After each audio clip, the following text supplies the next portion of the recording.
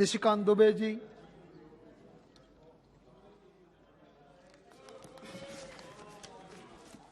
धन्यवाद सभापति महोदय। बहुत दिन के बाद पार्लियामेंट चला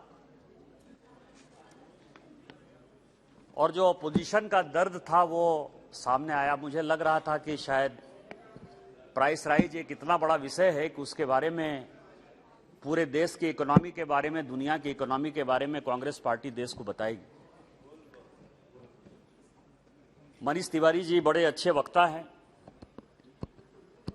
लेकिन दिल और दिमाग का जब द्वंद्व हो तो अच्छा वक्ता भी अच्छा नहीं बोल सकता है। आज पहली बार देखने को मिला कि वो उस तरफ बैठे तो जरूर हैं, लेकिन उनको पता है कि किस हालात में 2014 में माननीय मोदी जी ने इस देश की बागडोर संभाली थी,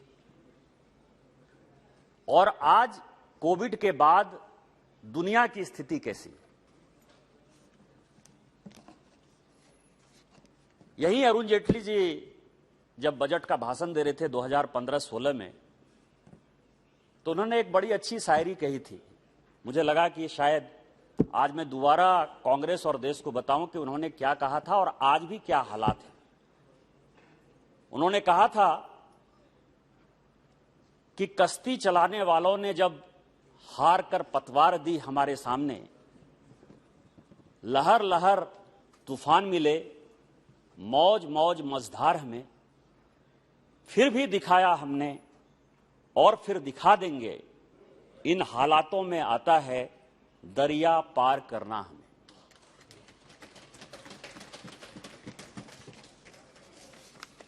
कल मैं अपने क्षेत्र में था सभापति महोदय, और जब मैं साथ आ रहा था तो मेरे साथ संयोग से 2-3 बहुत वरिष्ठ पत्रकार थे जो बहुत न्यूट्रल हैं, वो हमारी आइडियोलॉजी के नहीं हैं।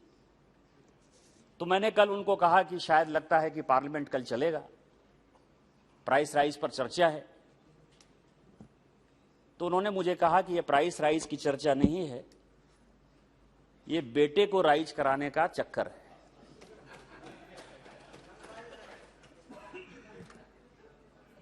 पूरी दुनिया तबाह है कोविड के कारण, पूरी दुनिया। आप अमेरिका को देख लीजिए, यूरोप को देख लीजिए, आसपास पड़ोसी को देख लीजिए, श्रीलंका के हालात को देख लीजिए, बांग्लादेश को देख लीजिए, भूटान को देख लीजिए, पाकिस्तान को देख लीजिए, सिंगापुर जैसे कंट्री को देख लीजिए, दुबई को देख लीजिए। सभी जगह रोजगार छीने जा रहे हैं, सभी जगह इन्फ्लेशन बढ़ रहा है। चाइना में तो जो उड़ती उड़ती खबरें आ रही हैं कि वहां जो है बैंकों के सामने टैंक लगे हुए, और उस हालात में यदि हमारे यहां गरीब जो है दो पेट का उसको खाना भरपेट मिल रहा है, तो क्या हम लोगों को माननीय प्रधानमंत्री जी को धन्यवाद नहीं देना चाहिए? 2 वक्त की जो रोटी उनको मिल रही है, नहीं देना चाहिए?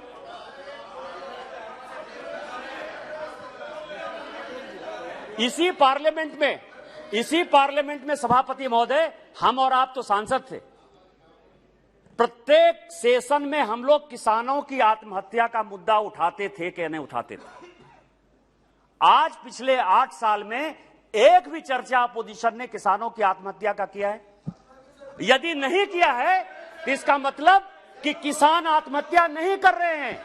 हमने किसानों को इतनी ताकत दी है कि आज किसान लड़ाई कर रहा है। और किसान की क्या स्थिति है कि किसान जो है साल भर तक, आज किसान साल भर तक, वही मोदी जी की सरकार थी, वही पैसा था, इस तरह से हमने किसानों को मजबूत किया कि साल भर तक वो आंदोलन करता रहा, लेकिन कोई किसी किसान ने आत्महत्या नहीं की। हमने उसको इतनी ताकत दी कि वो सरकार के खिलाफ भी 2-2 हाथ करने को तैयार है। आपके यहां तो वो भीख मांग रहा था, आप तो उसको रोटी तक नहीं दे पा रहे थे, आप कर्जा नहीं लौटवा पा रहे थे, और यही कारण है कि किसान आत्महत्या कर रहे थे। क्या उसके लिए हम लोगों को धन्यवाद नहीं देना चाहिए? अभी बात हुई गैस सिलेंडर की बात हुई। जुबेर साहब हैं सर, अल्ट न्यूज के, पकड़ाए हैं। कांग्रेस वाले उनको बहुत मदद करते हैं कि बड़े फैक्ट चेकर है।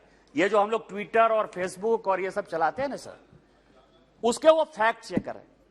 और मैंने देखा ये प्ले कार्ड 10 साल, तो आपको पता है स्पीकर साहब कि 2004 से लेकर 2014 तक भारतीय जनता पार्टी 139 सांसद थे और केवल कांग्रेस के 141 सांसद थे। हम 2009 में 120 सांसद थे, लेकिन कभी भी हमने जो है वो कार्ड नहीं लाया स्पीकर के सामने, जो है कभी चेयर की बदनामी नहीं की, कभी उनके इज्जत के साथ हमने खिलवाड़ करने की कोशिश नहीं की। लेकिन आप करते रहे, हम हमेशा वेल में आते रहे। मैं ये नहीं कहता कि वेल में नहीं आए, लेकिन हम कभी भी प्ले कार्ड लेकर नहीं आते थे। लेकिन आज मैं उसी फैक्ट चेकर, मुझे यह लगा सर कि यदि मैं कोई बात कहूंगा,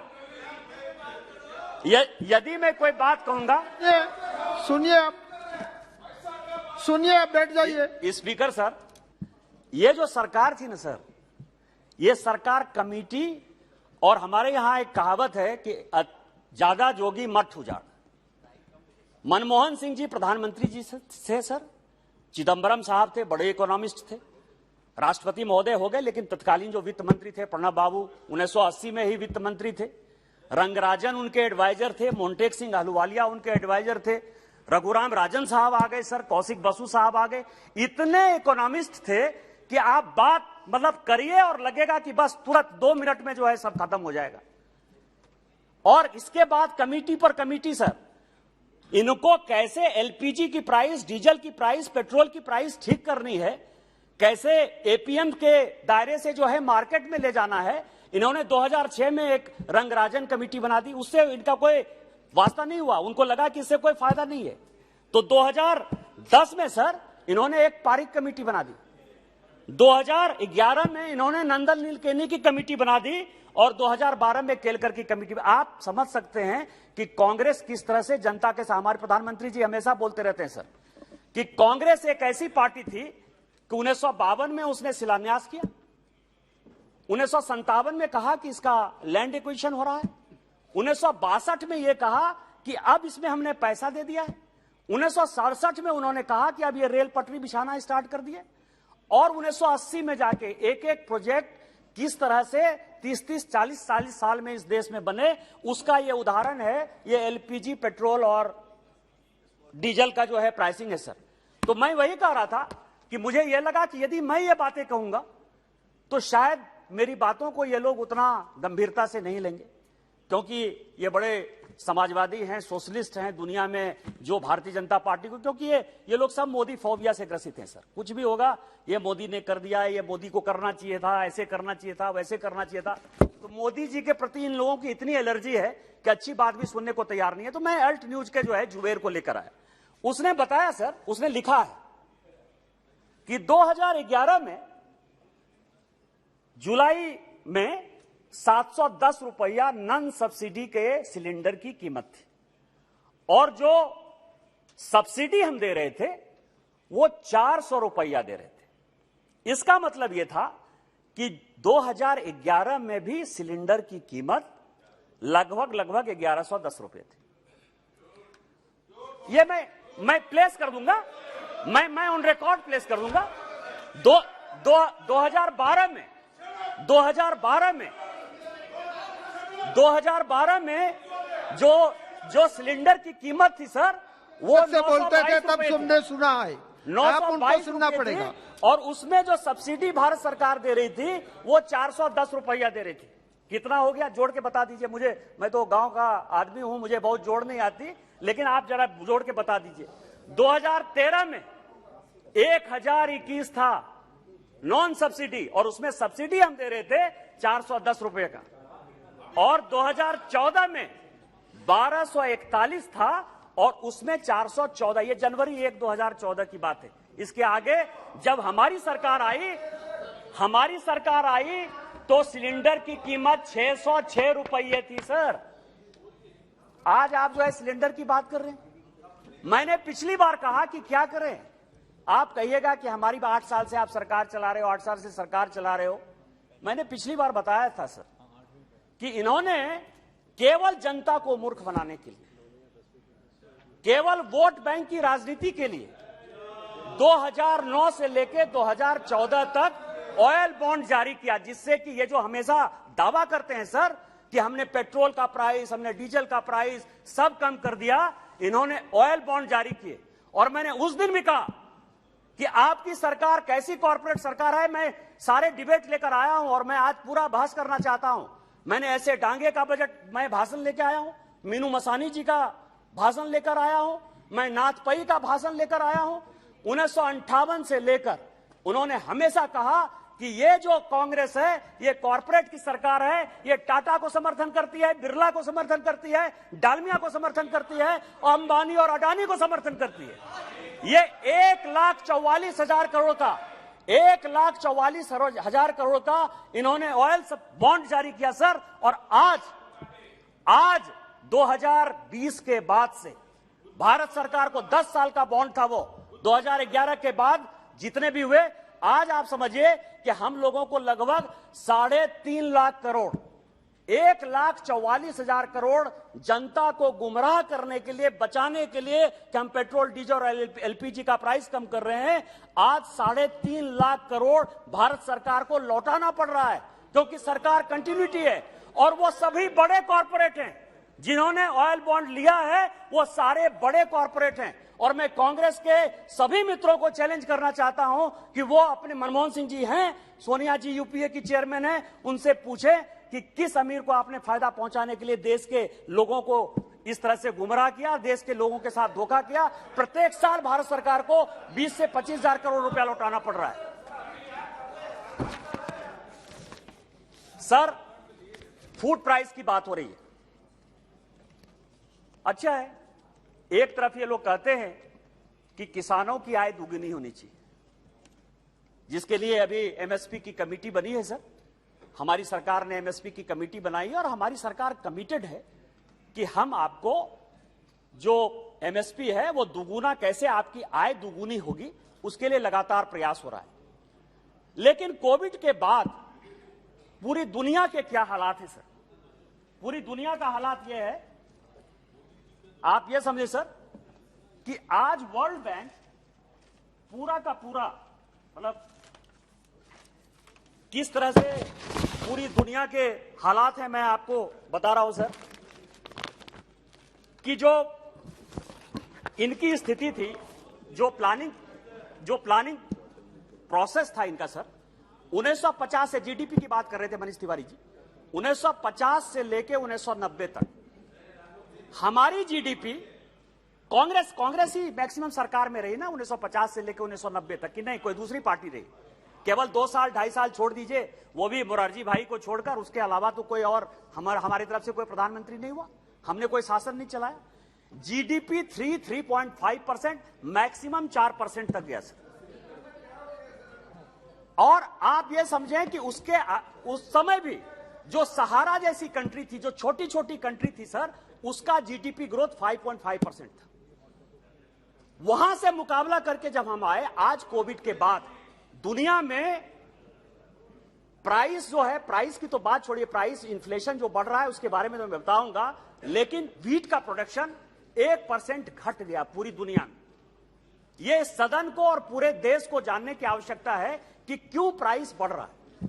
1% प्रोडक्शन व्हीट का कम हो गया, 0.5% जो है पूरे दुनिया का राइस का प्रोडक्शन कम हो गया, शुगर का प्रोडक्शन कम हो गया। आज यूक्रेन वार के कारण, यूक्रेन और रसिया वार के कारण, आपको आश्चर्य होगा स्पीकर महोदय कि यूक्रेन और रसिया इस दुनिया का 1/3 जो गेहूं है वो सप्लाई करता है। 75% जो सनफ्लावर ऑयल है वो यूक्रेन और रसिया सप्लाई करता है। क्या हमने यूक्रेन वार ला दिया? क्या हमने पूरी दुनिया के किसानों को कहा कि आप प्रोडक्शन कम करो? उसके बावजूद भी हमारे प्रधानमंत्री यदि 80 करोड़ गरीबों को फ्री का खाना दे रहे हैं, फ्री फंड का खाना दे रहे हैं, तो क्या हम बधाई के पात्र नहीं है? क्या हमको प्रधानमंत्री जी को बधाई नहीं देना चाहिए?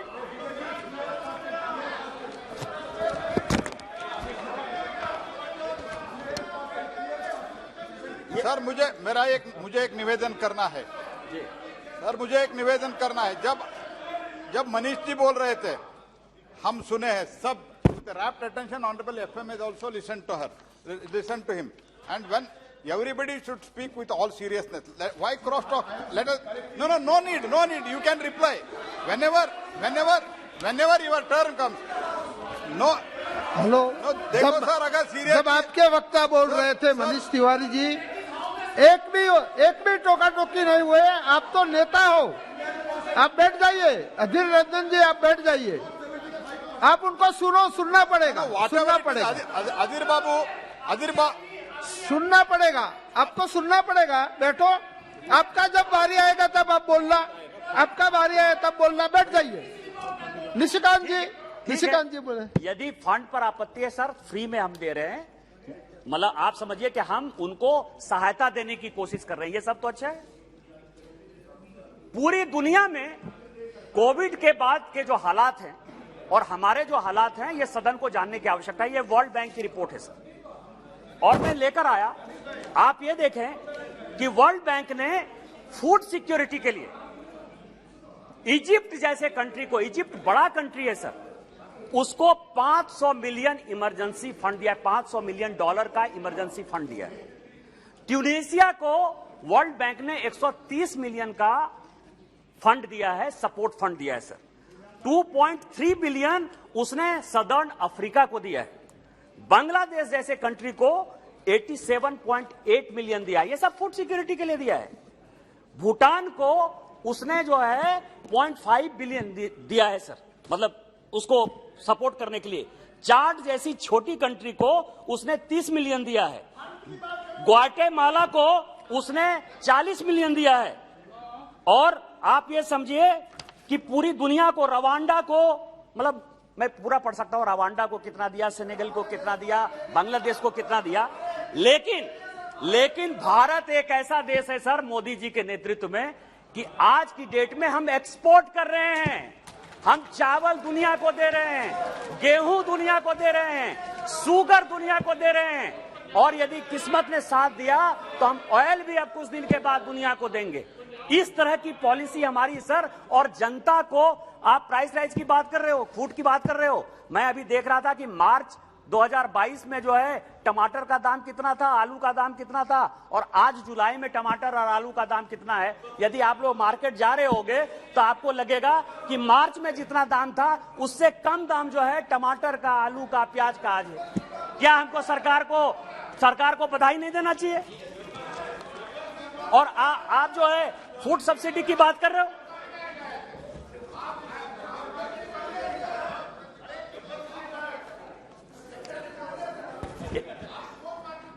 हेलो, बीच में आप अपनी टिप्पणी मत कीजिए, अपना जब समय आए तब बोलना।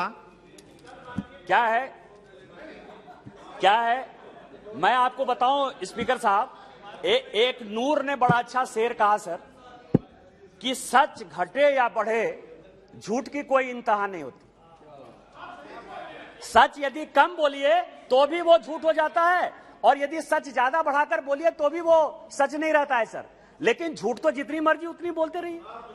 कांग्रेस का तो यही इतिहास है सर, कोई किसी चीज पर वो बहस ही नहीं करना चाहते सर। आज श्रीलंका के बारे में अभी जयशंकर जी उस दिन बहस कर रहे थे, श्रीलंका के इकोनॉमी के बारे में बता रहे थे, लेकिन किसी ने जो है कहा कि उनको श्रीलंका के बारे में बताना चाहिए था, वो फ्रीबीज के बारे में बताने लगे। मनीष तिवारी जी जिन्होंने अपना भाषण शुरू किया सर, आज पंजाब के क्या हालात थे। बैंक जो है उसको पैसा देने को तैयार नहीं है, कहां से पैसा आएगा। FRBM एक्ट का जो है इन लोगों ने बाजा बजा दिया है, चाहे वो पंजाब हो, चाहे वो राजस्थान हो, चाहे वो बंगाल हो, कहां से, चाहे छत्तीसगढ़ हो, कहां से पैसा लाओगे। कर्जा आप लो और इसके बाद आप कहो कि मोदी जी के कारण बढ़ रहा है, मोदी जी के कारण बढ़ रहा है। आज जो है कई एक जो अपोजिशन रूल्ड स्टेट हैं, चाहे वो तेलंगाना हो, चाहे वो पंजाब हो, चाहे वो छत्तीसगढ़ हो, चाहे वेस्ट बंगाल हो, आज रिजर्व बैंक ऑफ इंडिया उनको पैसा देने को तैयार नहीं है। और ये आज सारे सदन को, पूरे देश को ये देखने की आवश्यकता है, क्योंकि जो LPG सिलेंडर की बात यदि हम करते हैं तो माननीय प्रधानमंत्री जी ने कहा कि हम जो है अपनी सब्सिडी छोड़ें। देश के सारे लोगों ने सब्सिडी छोड़ दिया। आज 9 करोड़ लोगों को उज्ज्वला योजना से हम लोगों ने फायदा पहुंचाया, और प्रत्येक साल वो 3 सिलेंडर ले रहे हैं, कोई सिलेंडर खाली नहीं है, वो भी आंकड़े हमारे पास हैं। फ्री बीज के बाद इस देश की क्या इकोनॉमी होनी है, यह सोचने का सवाल है कि केवल वोट जीतते रहोगे, 5 साल के लिए शासन करोगे, कि अपने फ्यूचर के लिए, अपने बच्चों के लिए कोई स्थिति छोड़कर जाओगे। क्या आज सोचने का सवाल नहीं है? क्या हम सरकार नहीं चला रहे हैं? बिहार में हमारी सरकार है, हम नहीं चला रहे हैं? क्या असम में हमारी सरकार है, हम नहीं चला रहे हैं? क्या राजस्थान में हम सरकार नहीं चला रहे थे? मध्य प्रदेश में सरकार नहीं चला रहे हैं? क्या हमको वोट नहीं चाहिए? हम फ्रीबीज की बात नहीं करते। फ्रीबीज की बात इसीलिए नहीं करते कि हम हमेशा सोचते हैं, भारतीय जनता पार्टी हमेशा सोचती है यह देश हमारा है, एक चुनाव हारने और जीतने से कोई फर्क नहीं पड़ता है। और यही कारण है कि इन्फ्लेशन बढ़ता है, यही कारण है बैंकों की स्थिति खराब होती है, यही कारण है कि जब आप गए थे तो आपने पूरे के पूरे बैंक को एनपीए कर दिया था। आप केवल फोन पर जो है, फोन बैंकिंग के आधार पर लोगों को कर्ज दिया करते थे। आपने बैंकों की स्थिति खराब कर दी, आपने इकोनॉमी की स्थिति खराब कर दी। आप 3% जीडीपी पे हमको छोड़कर गए और आज आप हमसे जो है हिसाब मांगने की बात कर रहे हो, ब्लैक मनी की बात करते हो, ब्लैक मनी की बात करते हो। मेरा बहुत अच्छा टॉपिक है सर, ब्लैक मनी। मैं आपको बताऊं कि अभी बंगाल में 55 करोड़ रुपया पार्थो के यहां पकड़ाया सर। वो कह रहे हैं कि मेरा नहीं है, मैं आप ही की बात कर रहा हूं। 55 करोड़ रुपया कहीं किसी के घर में पकड़ा गया सर, पार्थो या उनके दोस्त के घर में। वो कह रहे हैं मेरा पैसा नहीं है। अभी मेरा एमएलए सर, हमारा एमएलए, झारखंड का एमएलए सर पकड़ा गया कैश लेके बंगाल में। वो कहता है मेरा पैसा नहीं है। झारखंड में सर मुख्यमंत्री के सचिव माइनिंग सेक्रेटरी के यहां रेड हो गया, 20 करोड़ रुपया उसके यहां पकड़ा गया। वो कहती है मेरा पैसा नहीं है। उसके विधायक प्रतिनिधि के यहां जो है पैसा पकड़ा गया 20 करोड़, वो कहता है मेरा पैसा नहीं है सर। इसी पार्लियामेंट में कांग्रेस का इतिहास क्या रहा है सर? वो ब्लैक मनी की बात करते हैं क्योंकि ब्लैक मनी सबसे ज्यादा उनके पास है। सरकार बचाने के लिए इसी पार्लियामेंट में, नरसिम्हा राव की सरकार में, हमारे ही झारखंड के शिबू सोरेन जी, सूरज मंडल जी, शैलेंद्र महतो जी, साइमन मरांडी जी, सबको जो है पैसा दिया गया और सबके पैसे बैंक अकाउंट में पकड़े गए। ब्लैक मनी आप करो। इसी 2008 में अडवाणी जी इसी सेशन में, इसी सदन में आए सर पैसा लेके कि आप हमारे एमपी को खरीद रहे हो, पैसे से खरीद रहे हो। पैसा जमा करो आप, होर्डिंग करो आप। बोफोर्स का पैसा कोतरोची लेके भाग जाए आपके समय में, कमीशन करो आप, मुंद्रा कांड करो आप, और पैसा किससे? ब्लैक मनी का हिसाब मांगो हमसे। सुखराम आपके मंत्री थे, उनके घर में 3 करोड़ रुपया पकड़ा गया। इतना कैश यदि कांग्रेस के नेताओं के पास और उनके यूपीए के पास रहता है, किस मुंह से ब्लैक मनी की बात करते हो? किस मुंह से ब्लैक मनी लाने की बात करते हो? स्विट्जरलैंड के साथ एग्रीमेंट साइन करो आप, स्विट्जरलैंड के साथ 2011 में एग्रीमेंट साइन करो आप, और कहो कि 2016 से आप समझ में आएगा। इसके बाद आप ब्लैक मनी की बात करते हो। आप फिस्कल डेफिसिट की बात करते हो। फिस्कल डेफिसिट क्या है? आप ये समझिए 1950 से लेकर 1990 तक देश की स्थिति 1950 से लेकर 1965 तक बहुत अच्छी चल रही थी सर। 65 के समय जीडीपी का केवल 4% हम बाहर से कर्ज ले रहे थे।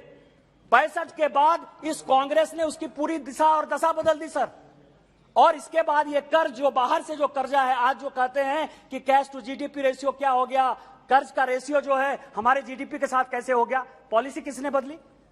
आपको जो है केवल जनता को गुमराह करने के लिए और टैक्स का जो परसेंटेज 72-73% करने के लिए 65 के बाद कांग्रेस ने 10%, 15%, 20% ऐसा सिचुएशन हो गया सर कि पूरा का पूरा उन्होंने हमारी जो आने वाली पीढ़ी थी, हमारे जैसे जो युवा आने वाले थे, बच्चे पैदा होने वाले थे सर, उसके ऊपर कैसे कर्ज बढ़े 1965 से लेकर 1990 तक। और मैं यहां वित्त मंत्री जी बैठी हुई हैं, मैं भारत सरकार से आग्रह करूंगा कि पूरे देश को, क्योंकि याददाश्त इस देश की बहुत कम रहती है, मैं उनसे आग्रह करूंगा कि आप एक व्हाइट पेपर जारी कीजिए कि जीडीपी मतलब किस तरह से इन्होंने कर्ज लेने का काम चालू किया और उसके कारण हमारी पीढ़ी को आज कितने घाटे में जाना पड़ रहा है। यदि हम 5 ट्रिलियन और 10 ट्रिलियन की इकोनॉमी होना जा रहे हैं तो उसमें किस तरह का दिक्कत है, और फिस्कल डेफिसिट में किस तरह से एफआरबीएम एक्ट अटल जी लेकर आए, लेकिन उसके पहले जो फिस्कल डेफिसिट थी और जिसके कारण हम जबाजब नोट छाप रहे थे बिना कोलेटरल के, उसके कारण भारत को कितना नुकसान हुआ, ये देश के सामने जो है माननीय वित्त मंत्री से आग्रह करूंगा कि वो लेकर आए। मैं केवल अंत में खत्म करते हुए यही कहूंगा सर कि इन लोगों को ना आइडियोलॉजिकल कमिटमेंट है ना जनता से मतलब। यहां कांग्रेस बैठी हुई है सर। कांग्रेस ने शिवसेना के साथ सरकार बनाई सर महाराष्ट्र में। जब बाबरी मस्जिद टूटा 1992 में, तो उस वक्त के जो बाला साहब ठाकरे जो शिवसेना के प्रमुख थे, हमारे आदरणीय हैं, उन्होंने खुलेआम कहा, किसी पॉलिटिकल पार्टी ने नहीं कहा कि हमने बाबरी मस्जिद तोड़ दिया। मैं उस पर भी आऊंगा। पीडीपी पर सरकार इसीलिए बनाई क्योंकि उसने यासीन मलिक को जो है हमारा ये फायदा हो गया कि जिस आतंकवादी के साथ आपके प्रधानमंत्री ने फोटो खिंचाया, उसी आतंकवादी को उसने कहा, रुबैया सईद ने, कि मेरा अपहरण इसी आदमी ने किया था। आप अपने प्रधानमंत्री और कांग्रेस पार्टी से पूछो। मैं आपको यह बता रहा हूं, बाला साहब ठाकरे साहब ने एकमात्र पॉलिटिकल पार्टी थी जिसने कहा कि बाबरी मस्जिद जो है हमने तोड़ा। आपका सेकुलरिज्म खत्म, आपकी इकोनॉमी खत्म, आपने देश को बर्बाद करने का ठेका ले लिया। और इसीलिए मैंने जो आपको कहा कि ये प्राइस राइज नहीं है, ये बेटे को बढ़ाने का चक्कर है। मोदी फोबिया से आप ऊपर उठिए, देश के बारे में सोचिए। और कबीर का जो एक दोहा है कि धीरे धीरे रे मना, धीरे सब कोई होए, आप उसका इंतजार करिए। ये देश बदल रहा है, गांव, गरीब, किसान, आदिवासी को सम्मान मिल रहा है और ये देश खुश है। इन्हीं शब्दों के साथ जय हिंद, जय भारत। बहुत बहुत धन्यवाद।